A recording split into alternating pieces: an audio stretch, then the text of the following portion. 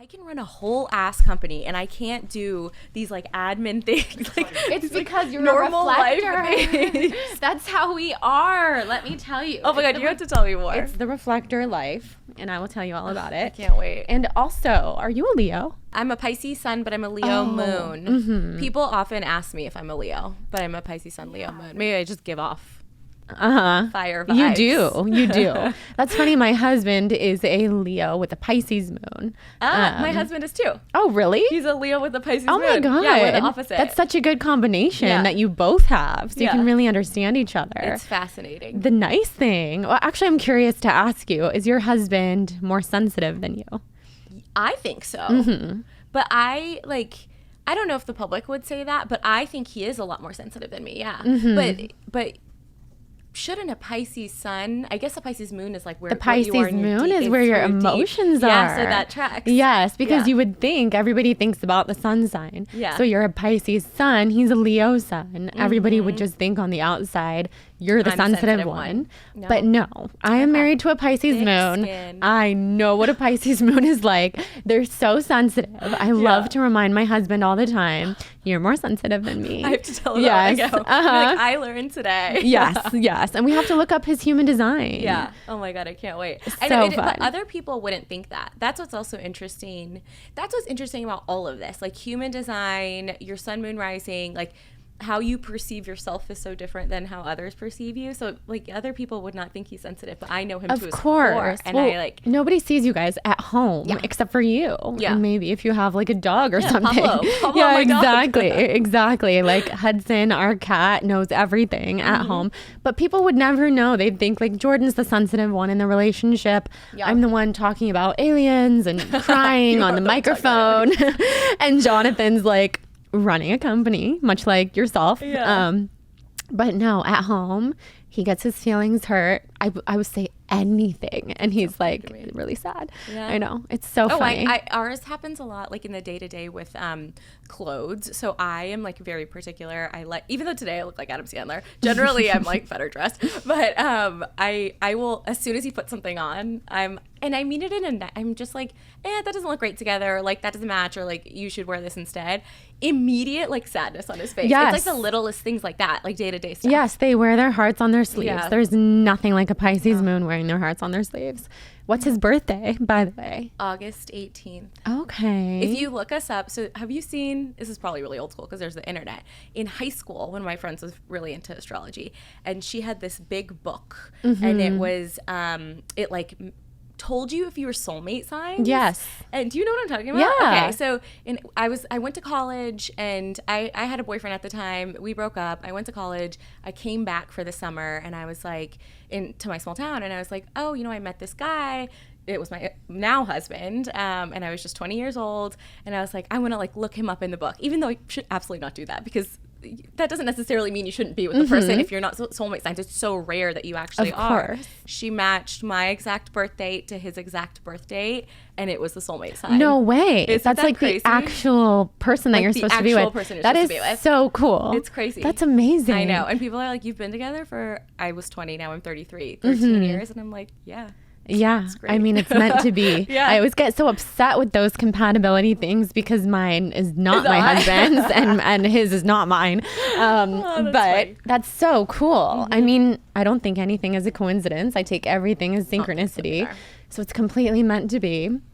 So you're 33, so am I. Well, actually, I'll be 33 in 2 weeks. So you're 1990, baby. 1990, baby. Amazing. Well, I'm so happy that you're here. I'm so happy that we're doing this. This has been a long time coming. I know. I've been a fan of DEUX since literally day one. You're an OG.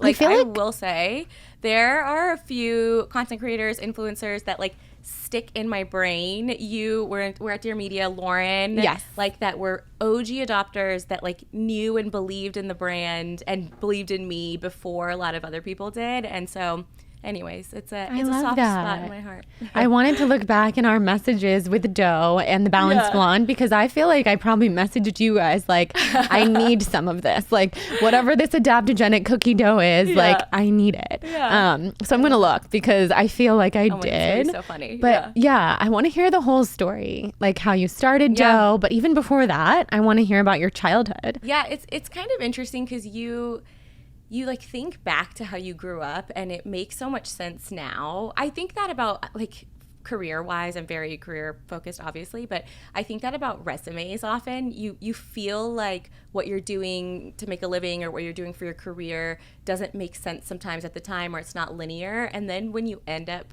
where you should be, you look back and you're like, oh, that makes complete sense, right? Like, that makes total sense. So my childhood is actually interesting, because it's very different than how I live now. Now I have a better for you snacks company. My husband works at AG1, which is a grocery store here in LA, which I'm sure your listeners are familiar with. Oh, yes. So we live we live in Los Angeles. Like, we live a very different life than how we grew up. I grew up in a really small town in Texas called Euless.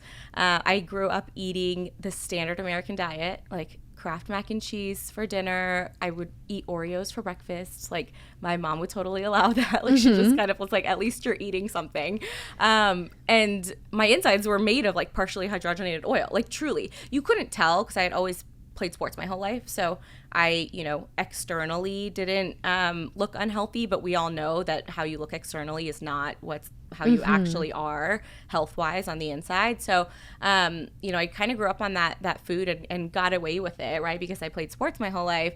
My dad ran a gas station, and within a convenience store in a gas station, it was in Fort Worth, Texas, you have all of those iconic snacks. Like, that's what I was eating. Like, I would go there. Twinkies, all the things. Exactly. Like Hostess donuts. Like, you go in there, and I was able to pick 2 snacks. That's what he would let me and my sisters pick.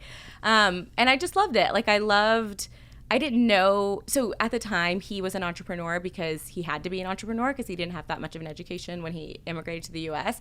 So I didn't know that, but I just loved that world, right? Like, I was like counting change. I loved that he was like placing orders for the Frito-Lay chips to like restock, and like I would help him restock and give change to customers. So I was kind of like in that when I was a kid. I guess it like foreshadowed to what I do now. But fast forward, I ended up working at PepsiCo at Frito-Lay, and that, and worked at a couple of other CPG companies after that. And I was selling junk food. Like, it's interesting, as I grew older, I got more in line with wellness, yet what I was doing at work was completely opposite. I was selling more bad for you products. So I loved the brand building aspect of it. I loved the creativity. I loved, managing people, all of that. But at the same time, you have this kind of like gut feeling of guilt almost of how you're kind of serving Americans versus how you want to be serving Americans. So anyways, I ended up leaving the industry, and then, lo and behold, came back to it. But I feel like it was kind of like written in the stars with how I grew up. Yeah. That's kind of crazy to think back to like the gas station days and picking out the snacks and loving cookies and all that kind of stuff. Yeah. Always very meant to be. Yeah, and I was always obsessed with brands too. Like, I don't know what it was about. There's like, and I don't know, I guess some people are, right? Like, there's like the Super Bowl commercials that everybody talks about, right? And like, there is an element of people understanding and wanting to get behind. And now I feel like people know what a brand is. People even refer to humans as brands. Yeah. Like, this is off-brand. Because we are now. This is off-brand. Like, that's a new thing that happened in the last like 3 or 4 years, that people started calling themselves brands. But yeah, I didn't know what it was, but always had that kind of obsession as a kid. And so that kind of played into it too. That's why you guys have the best branding with the best colors, fonts, all the things. Thank you. I'm obsessed with that kind of stuff. So that was something I noticed about you guys. You're good at it. I mean, I am a brand. I have had to learn, especially as a reflector, how to disconnect like my personal self from the Balanced Blonde brand, because it really is just me. Do you feel like you've been able to do that? Not really. I don't feel like me neither. I feel like it's like my happiness is like intertwined with it, and I'm trying so hard to pull it apart. I feel the exact same way. I've been trying to develop more things in my life that are giving me meaning and identity outside of the brand and the work and just like everything that I love about it. Yeah. So being a mom, like becoming a mom was helpful. But still, even so, like I show up on the podcast and I'm just my same self who is Atticus's mom. And so I really do have a really hard time disconnecting. Really hard time. So that's my goal, especially as such a sensitive person. Oh my God. Yeah. So as a reflector, I mean, we just have to get right into it. Like for everybody listening, if you haven't, does everyone know, like, is your audience well versed in human design? Oh, I mean, yes. Okay, if you guys are listening to this podcast and you haven't heard of human design, you're probably new. So thank you. Super happy that you're here. We have tons of human design episodes. I love it. A lot of the listeners. I think the first one I listened to was actually yours. Oh, so I love that. Yeah, you had someone on, right? Jenna. Yes, okay. Jenna, who's like the human design queen. She just wrote the book, all the things. That's amazing. So for everybody who might not know, Sabeena and I are both reflectors, which is the 1% of the population. It's crazy. And when I still remember when I found out that you were a reflector. Do you remember? Yeah. We were in Malibu. You looked like you saw a ghost. You were like, what? I like my jaw dropped to the floor. That's when you know, like somebody loves human design. I was like, no way. Because you didn't strike me as a reflector because you are very, you seem to have like tons of energy, very outgoing, bubbly, running your business, your team. And of course, reflectors, we can do all that. But also you just seem like somebody who would be more of a generator with this self-generated motor. Yeah. So how do you feel reflector-ish? So, so after I heard your episode, and I also have a friend of mine, Kristen, who does astrology readings, and so this is kind of a funny part of our team, which when you join the team, when you become a full-time employee, you have to do a reading with Kristen in like your first week. That's so good. Yeah, that's the way that it should be. Yeah, we need to I want to add Enneagram to that because I think it would be a nice balance of like astrology and Enneagram. But she throws in a little bit of human design. She has an hour, so she can't do everything, right? But she'll also like map us almost to understand where there might be conflict or where people might work differently or where they might see things differently. So if you don't do that for your teams, I feel like it's a good thing to start doing. Yeah. So that's all to say. That's when she had brought up that I was a reflector, and I was like trying to understand a little bit more about it because it's a little confusing to me because she showed me the like body chart, like the chakra chart. And you have no channels. Like you have nothing. We are wide open. Channels. So for everyone listening, every other like manifestors, manifesting generators, like every other one has like multiple channels, like multiple highlighted, and they kind of mean different things, which you're probably better at explaining it than I am. But when you first kind of like see it like that, it's a little jarring, and you're almost like, do I not have a persona? Right. Like who am I? Why am I empty? Like, why am I empty? Yeah, like am I empty inside? Like what does that even mean? So what she was saying is, of course, she's going to put a positive spin on it because it's Kristen. But what she was saying is, you're really being a reflector. You're really good at being at centers of things.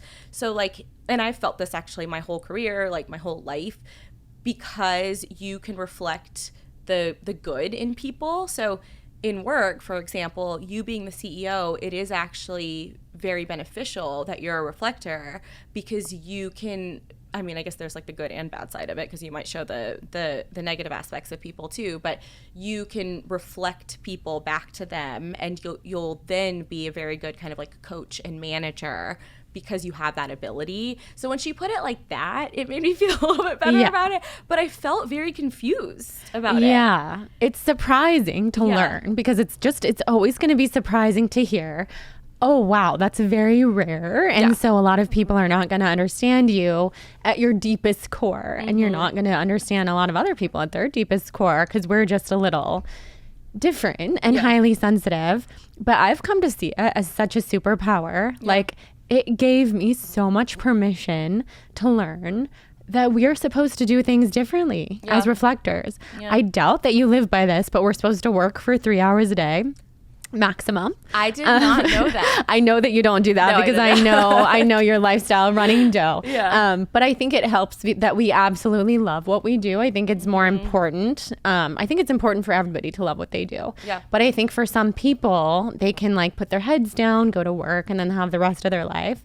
Reflectors, no. Like we have to be really lit up, or else we're not going to be this proper misaligned channel, and we're not going to be able to reflect anyone back to themselves because like we're going to be like able to do our jobs, right, which is to do that. Yeah, I think a misaligned reflector, and I certainly know a couple of them, are very hard to be around. They don't really know who they are because that mirror is just like turned inward. And so it can be a confusing time. Yeah. And so maybe for us when we were younger, I don't know. I'm sure I've had those times in my life. Oh, I always felt like other when I was younger. Like always. I felt weird. I felt different. I also, that's interesting you say about like people not being able to get to your, like know you to your core.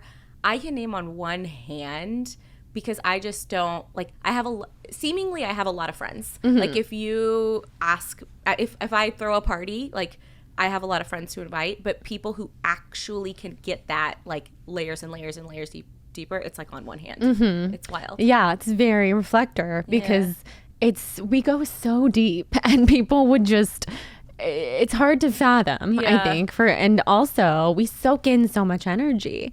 And so because of that, it can be hard to like really let people 100% in because you have to have boundaries because we have those open centers. So for people, it'll affect us more. Yeah. Oh yeah. To walk into a room, I just feel like I'm a sponge for everyone else's emotions. Okay. So that's actually funny you say that. I was reading that, your actual physical environment, like everyone's physical environment impacts them. So it's, I think, like you have to be a little more nuanced than that because of course everyone's going to be impacted, but our physical environments impact us so much to the point that if it is off or if it is, if there's a bad energy around you or even like cities, like if you're in a different city, you fully absorb and like become that city, which I thought was interesting because I just went to New York for work a couple weeks ago.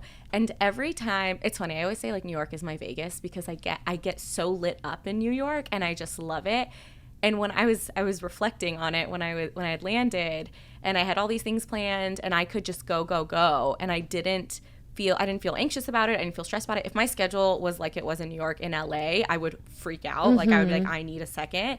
But I was able to do that in New York City. And I was like, I wonder if it's me just quite literally absorbing the city. Yes, like becoming the city. Yeah. It's crazy to hear you say that because I'm the same way. I love New York. And when I go to New York, I can do so much. And so sometimes if I'm here in LA and I have a day where I have to do a ton of things, I just like trick my brain into thinking I'm in New York. It doesn't really work, but it's like if I was in New York, I could totally do 3 podcasts and then go to dinner with people and then like, do a million other things too. Cause I really do think it's absorbing the personality of New York City. Yeah, it's wild. And it's so wild because people would think that like sensitive reflectors wouldn't like a city like New York, but I feel like it just charges us up. It really did. I came home recharged and I was like, wow, that was great. It's incredible. Yeah. I think there's so many superpowers, and as well as we are supposed to be at the center of things, at the center of like communities.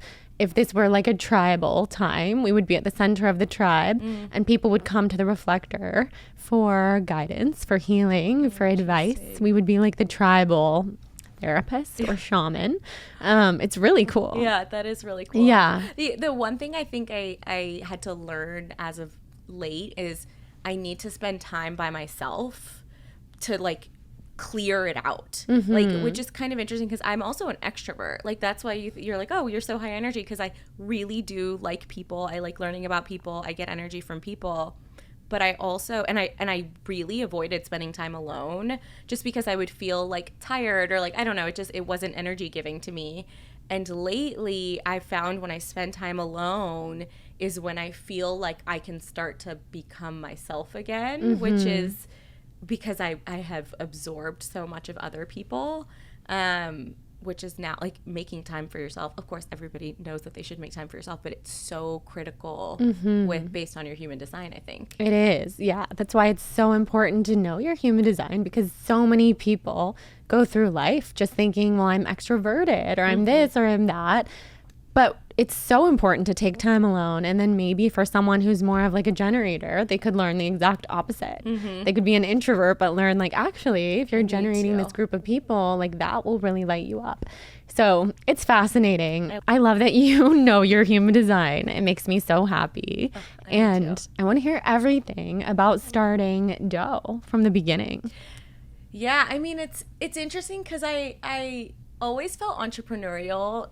Like my whole life, I felt I had that bug, and in my career too, I had always been. I call it an intrapreneur. So even when you're a part of a big organization or you work for someone else, you can still be entrepreneurial. And I think there's this I'm going to go on a tangent for 1 second. There's this fascination with founders and launching a business and creating a brand, and especially now with Instagram and it being so public of other people doing this, it makes I think sometimes it makes people feel like, oh, I should be doing that, or I should, I want to be entrepreneurial. But you can also do that within organizations. And so when I was at PepsiCo, at Frito-Lay, or when I was at Diamond, or even at McKinsey, at like very big places, I would intentionally go after projects that had fewer resources, that didn't have red tape around them. I didn't have to ask for permission or get legal's approval for things, or like even create projects from scratch. And so I always like had this bug. I think the scary part is going on your own and doing it yourself. Like that is, I have this, have you taken your Enneagram? Mm-hmm. Okay, what is it? I'm a 4. And what is that? I think it's the independent. Okay.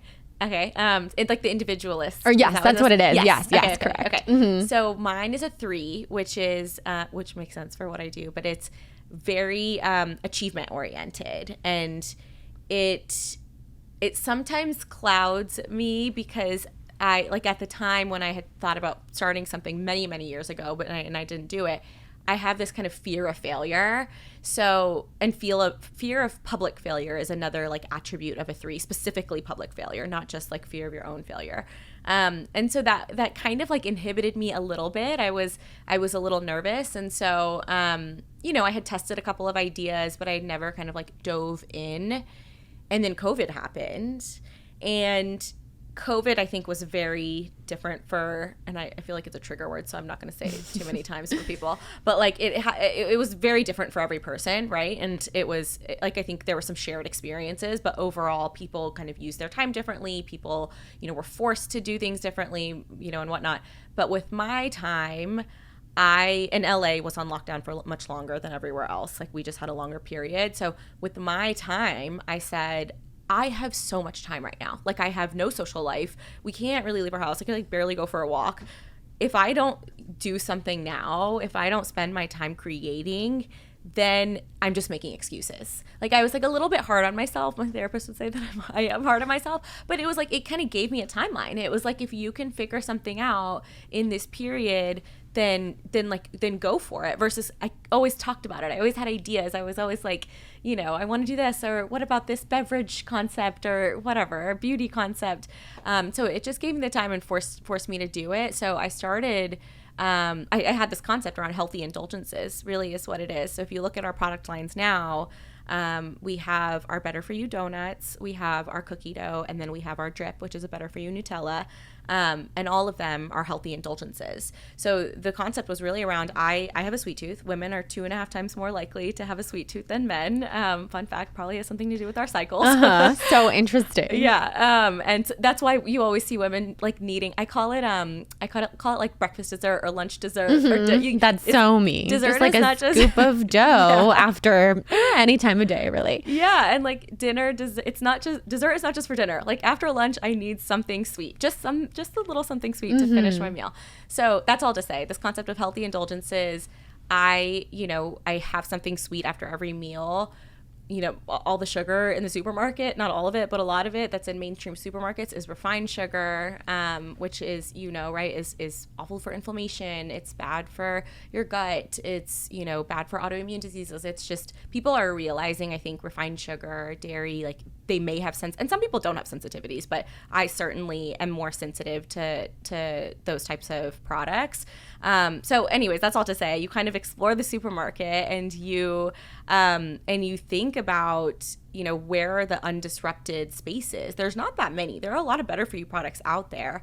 But I had this concept of, what if we could remove all the bad ingredients and then actually add in good for you functional ingredients, which now people might be, it's a little bit more common now, but a few years ago, people were like, what's a functional ingredient, right? Mm-hmm. Like what do you, in LA, we have a lot of it where like beverages will have, L-theanine, or will have supplements in them to kind of boost you. vitamin D, whatever it is. But at the time, it was like, what if you can take something that's notoriously sweet, take all the bad out, and then add in something good for you? So when you actually eat the sweet treat and you feel like, you know, the feeling that you get in your brain when you like eat chocolate, it's like you release endorphins, right? Yeah. It's like actually what they say. You can actually feel good about what you're putting in your body. So what we started with vegan and gluten-free cookie dough, where we removed all the bad ingredients, added in good for you functional ingredients. Pillsbury and Nestle are the two big competitors in the market. They make 90% of the market share. There are a couple of smaller brands out there that are, you know, on the healthier side, but there really wasn't one that was clean ingredients. Anything on the pack you don't have to Google, which is important to us. And then, you know, dairy-free and gluten-free, not because I'm dairy-free and gluten-free exclusively, but because I wanted to make it available to everyone. So, you know, long-winded way of saying, I started making the product in my own kitchen, and I said, let's see if it works. Like, let's. And was it just you? Yeah. So it was me, and then I had baking assistants that would help. You know, help with baking, or mixing, really. I had a giant mixer. I still have it. And had you been into baking before? So a little bit, but like not entirely. So that's what's kind of interesting is I don't belong in the kitchen, is what I say. So you're more entrepreneurial than like baker. Than a baker. Yeah. Yes. Like my husband cooks all of our meals, like every single day. So does mine. Oh, those Leo men. Yes, I love it. Uh-huh. Yeah. Oh, he loves it. He loves like that it's a start and a finish. He loves, he just like loves the, like looking for a new recipe. Like it's amazing. So he cooks every meal. I don't cook anything. And so I was fine in the kitchen, but I wasn't like great in the kitchen. And so that was one of my first hires too, is someone to help with product development. But you know, fast forward, we're bursting out of our commercial kitchens. We're making the product until 3 a.m. And I would have to wake up at 7 to pack boxes and go to UPS, like fill my SUV, go to UPS and pack boxes and deliver them. But we launched an Erewhon, and I was delivering every single order. Oh my God. So they would order like, you know, Beverly Hills wasn't around at the time, but like Venice would order, you know, 6 cases of chocolate chip. And I would literally put 6 cases in my trunk and go to Venice and hand deliver our 6 cases. That's amazing. Of cookie dough. So that's dedication. And a lot of it is manual at the beginning, especially with food. Like if you don't fundraise, which, you know, I could go on about the difference between if you want to raise and if you don't want to raise. We eventually ended up raising, which I don't know if actually everyone knows that. Yeah, Jordan's an investor. Tell 'em. Woohoo. Yeah, she's an investor of ours, a lovely investor. And, you know, there's a different path for everyone, but at the time I had not raised. So you have to kind of like do it all yourself. And now, of course, you know, going across the healthy indulgences concept, we've tried to figure out how can we rethink, you know, these nostalgic, ubiquitous snacks and clean them up and make them better for you and get them in every single grocery store in America. So there's actually access, because I didn't have that access when I grew up. Like in the convenience store, there was no such thing. No, there was no I tried to go thing. gluten-free when I was like 11 because I had so many stomach issues. Oh my gosh. There was nothing. There was like one cardboard block of bread that you could basically buy, but there was no industry for healthier food. There was no industry. And I mean, right now we just got approval to be in 7-Eleven's Brands with Heart program, which is really exciting. So it's their version of an accelerator, but to be on a shelf eventually, we're not there yet, but to have our donuts, for example, on a shelf at 7-Eleven, I will be thrilled if I wander into a 7-Eleven. It's full circle, because it's like people who, like, you often go, you're on a road trip, whatever, in Texas, you pop into 7-Eleven. There aren't a lot of healthier options. So you make the choice easier, especially if you can make it taste good. It's easier to make a healthier decision, which you know, it's sometimes hard to eat healthy, and it's sometimes hard to like keep up with that. Totally. Wow, that's so cool to hear your whole story. Thank you. I love that. It makes me nostalgic for you to think about those times of like packing and all of that. Yeah. I think you know Brandon Cohen, who started Liquid IV. Yes. He's also an investor. Yeah. So he's like my closest friend. And when he first started Liquid IV, I would help him like pack the boxes, and we'd go to Whole Foods and we would stand in front of like the Venice Whole Foods and demo. This was before Erewhon was like a thing. I mean, Erewhon was around for sure, but this wasn't when like everybody was trying to get into Erewhon. And it was some of the most fun times ever. It is so like fun. ever. Just Yeah. thinking back on it, it would be so different now. My reflector soul, you know, standing in front of a Whole Foods, like trying to get people to try Liquid IV. But at the time, it was so fun. Yeah. Do you it feel was that fun. way I looking look back? So it's so nostalgic. Yeah. Like looking back, like I have this one photo that I love that my team likes to always send to me to keep me humble. I have oat flour all over my face, and I was literally wearing overalls because I had just made so much product, and I like turned like the wrong mixer setting on, and it was this giant mixer that I still have at home, and the oat flour went everywhere, and it's literally covering me, and I'm laughing so hysterically because I like have had no sleep. My dog Pablo is right there with oat flour all over him, and we're just like standing in front of this mixer, and it was like the simpler times. Like Yes, it was so yes, fun. it's so fun. Yeah. Like in the beginning when you just don't know what's going to happen. Yeah. And there's not all the complexities of Yes. like having a bigger brand, which Yeah. is also the goal, but it gets harder in some ways. Similar to being a creator and an influencer, I feel like the bigger you get, the higher the stakes are, and like the more the roller coaster is. And it's, you know, even like for people who are like climbing their careers, like when you become a director or vice president or whatever, like it's a lot more, or a mom or whatever it is. It's just a lot the higher stakes get higher. Yeah. Growing up Yes. gives me anxiety. I know, same. So something we have to talk about is that you were on Shark Tank, and that was iconic. Yes. Tell us about that experience. It was a wild experience. Like I always warn founders that ask me about it. I always warn them that one, it's a lot of work. Like you see a 6-minute pitch, but it's probably 100 hours of work that goes into it. And so Wow. you are prepping a lot, like not just on the business side, on your pitch, you create your entire set, like that's on you. You know, watching hours of episodes to figure out what the questions are. So one, it's a lot of work, but two, it's also kind of an emotional roller coaster. So you don't know how they're going to edit your episode. So TV is hard that way. TV's crazy. So especially reality TV. So you can kind of like mash up even like different questions to different answers. You can mash up reactions. Like I had one where like Mark Cuban had a reaction and it was not the actual reaction that he had in person. And so it's hard to, and what am I going to like go tell everyone? Like I'm not going to, I don't need to like go explain myself, but like I definitely got the edit of, which I think I knew at the time that they were going for this edit, but I got the edit of, you know, like amazing entrepreneur, has had so much success, like is killing it, crushing it. And then at the very end, when I negotiated with Robert, there was like this, he pulled his offer for me. So like there was like this downfall that happened at the end. And so it was kind of an interesting, it was one of the, I guarantee you, I don't know this for facts, but I guarantee it's one of the most watched episodes because as well, I talked about the backlash on that I got on TikTok, and that went viral several times. So, and there was a lot of PR around it. So it wasn't, the episode itself was, and like filming it and all of that was almost like one part of the journey, like part one of the journey. Part two of the Shark Tank journey was the PR that came from it, the, you know, misogynistic comments that I got, the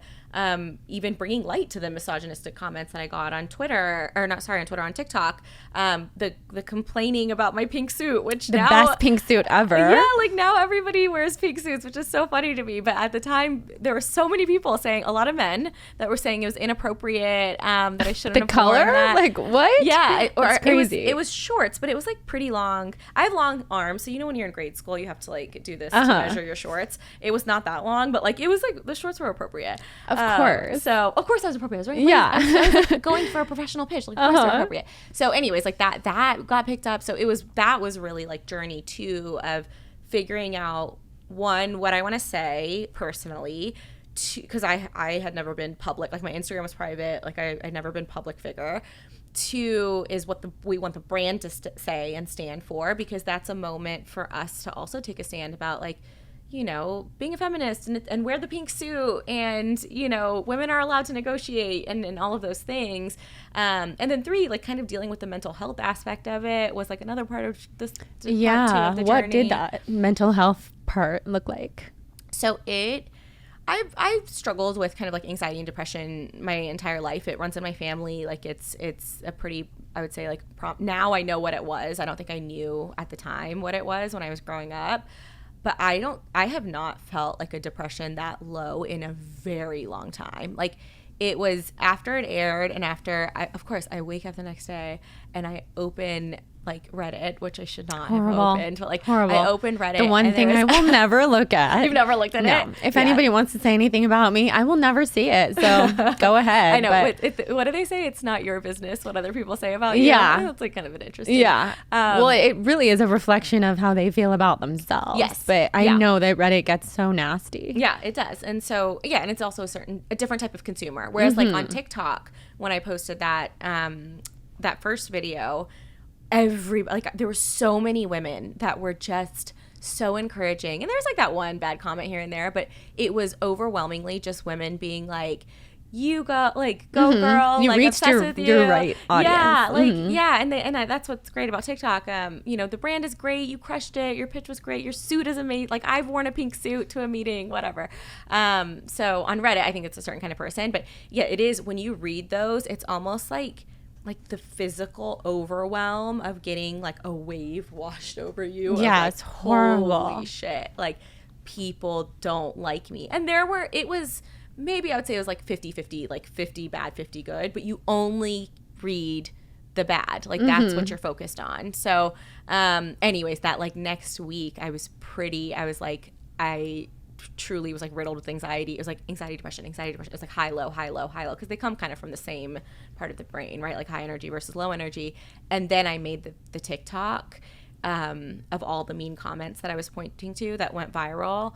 And I don't know what was in me to like do it, but there was something where I was like, it's like a blurry video. I don't even know what, like, it was like low quality, but like something in me was like, I just need to put this video up and make this TikTok. And thank God I did, because that was a way that I got out of it, That's like, amazing. And you shouldn't have external things be the well, you way can stand up for yourself. Yeah, and it felt like I was that standing can up for feel myself. really good. Yeah, yeah, that felt really great. But it is, the high lows that come with doing something like that, you have to be prepared for. And I think as a reflector, it might be different for me than it is for someone else. Like, maybe they wouldn't take it so I think some people are built and they don't really care about that kind of thing. Yeah, I do. So I know that feeling of seeing the horribly negative comments, which I've seen, of course, like all over the internet, whether it not be Reddit, but elsewhere.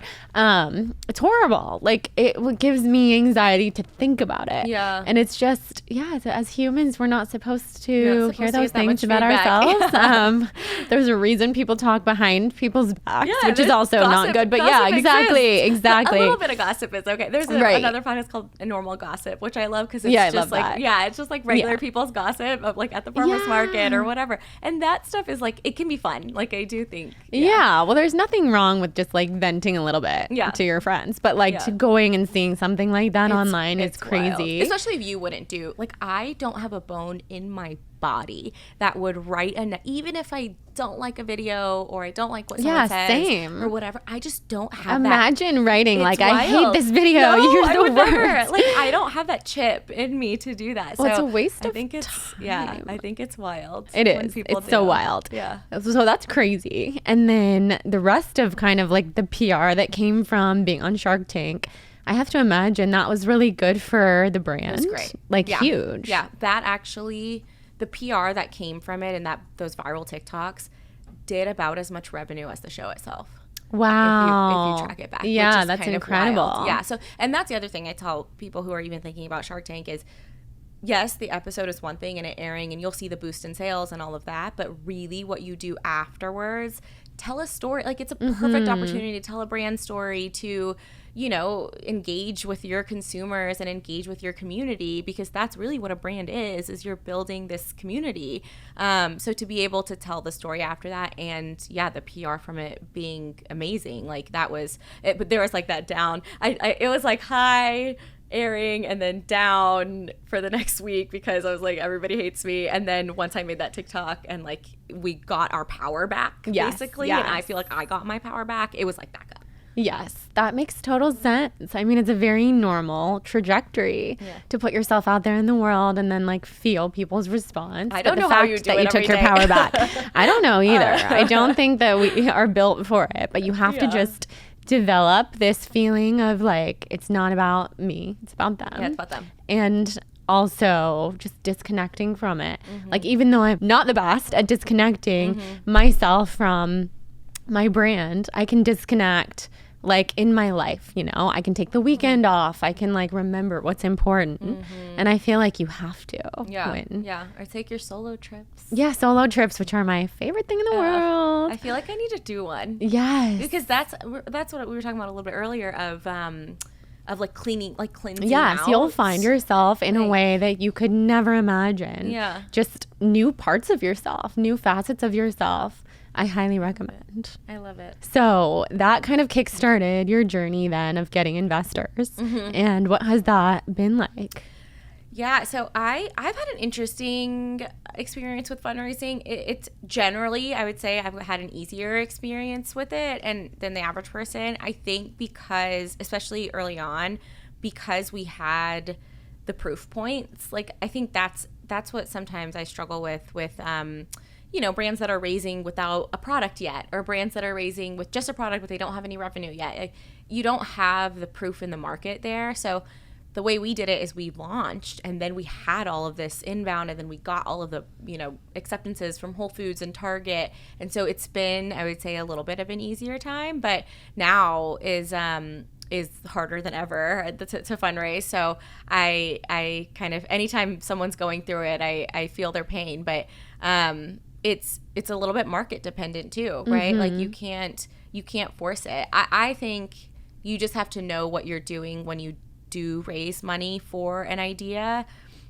The hardest thing is it's not your company anymore. Like, it is yours and other people. You have someone to report to.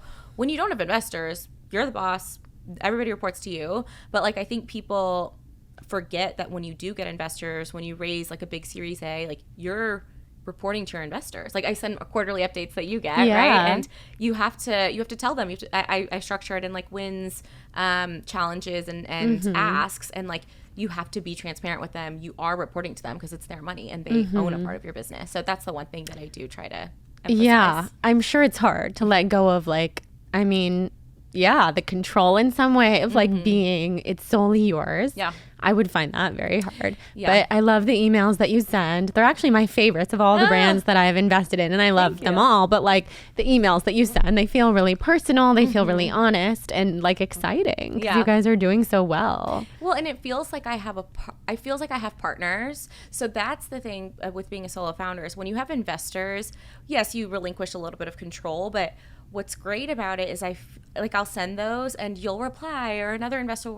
will reply, and it's usually encouragement or trying to help me with something. Yeah. So then I'm like, I'm not in it alone. Like, it's not just me. Like, I have, you know, this like safety net of people who are rooting for the brand, you know, and of course our team is too, but like rooting for the brand and like want us to win and, you know, want to help us. And so it is like that encouragement back to the feedback back, I think matters a lot. I need to respond more. I like always get those kinds of things, and I don't know if I interact because I don't know if I'm supposed to, but now I'm going to. No, you can just be like, amazing. Yeah, I will. Great, you know, I will. I love that. Yeah. And you guys have done a lot of really cool collaborations with influencers and celebrities. What's that experience been like? Yeah, I mean, I credit influencers a lot because influencers have been kind of like the core of our brand from very early on.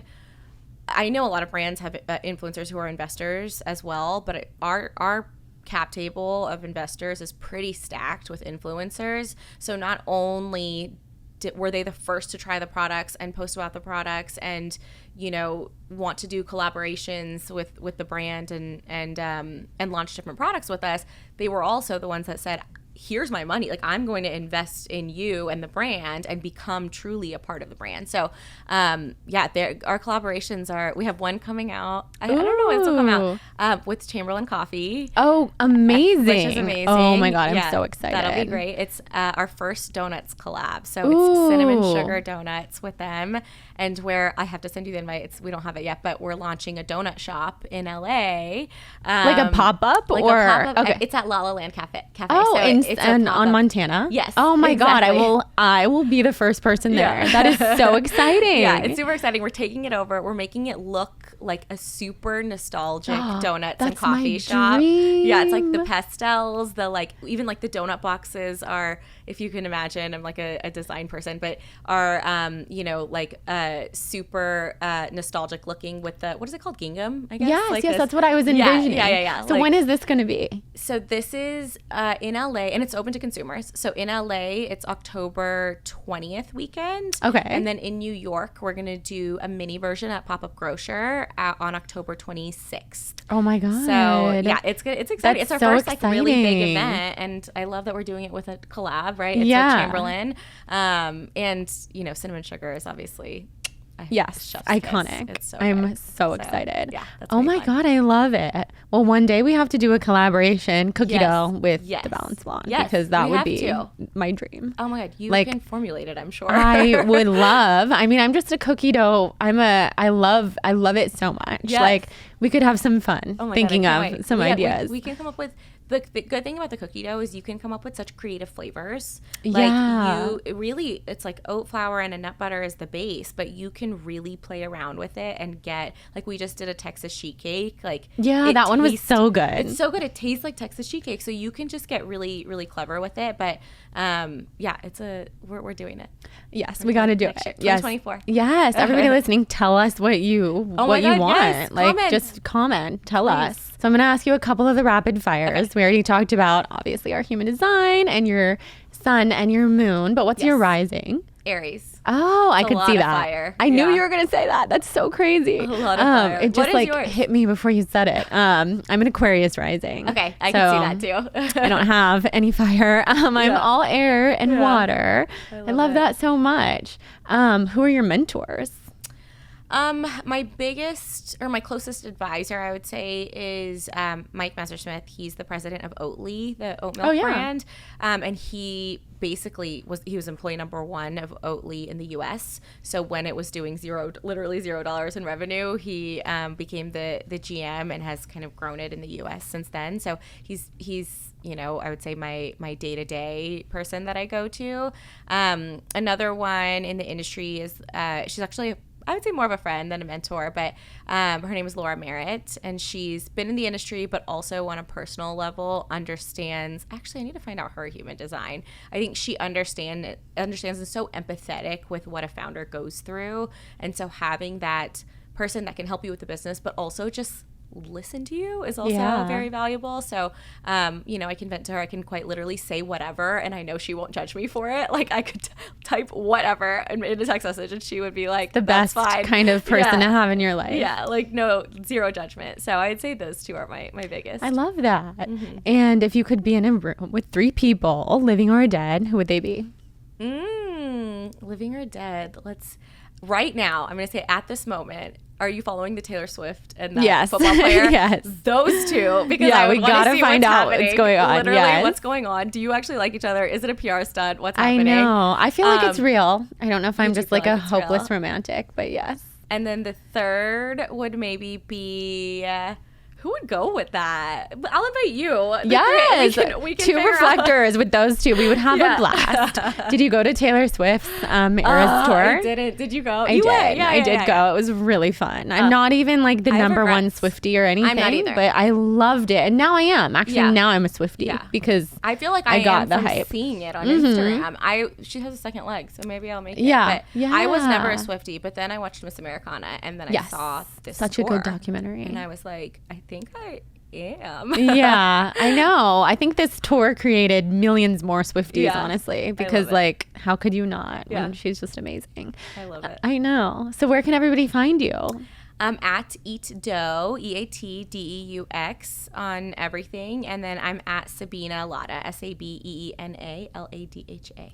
Yay. Thank you so much for being here. This was so great. Fun. We could talk for hours, literally. Like, we had to get cut. I have a lot of things I still want to say, but you'll come back. Yes. Yay. Thank you. Love it. Thanks.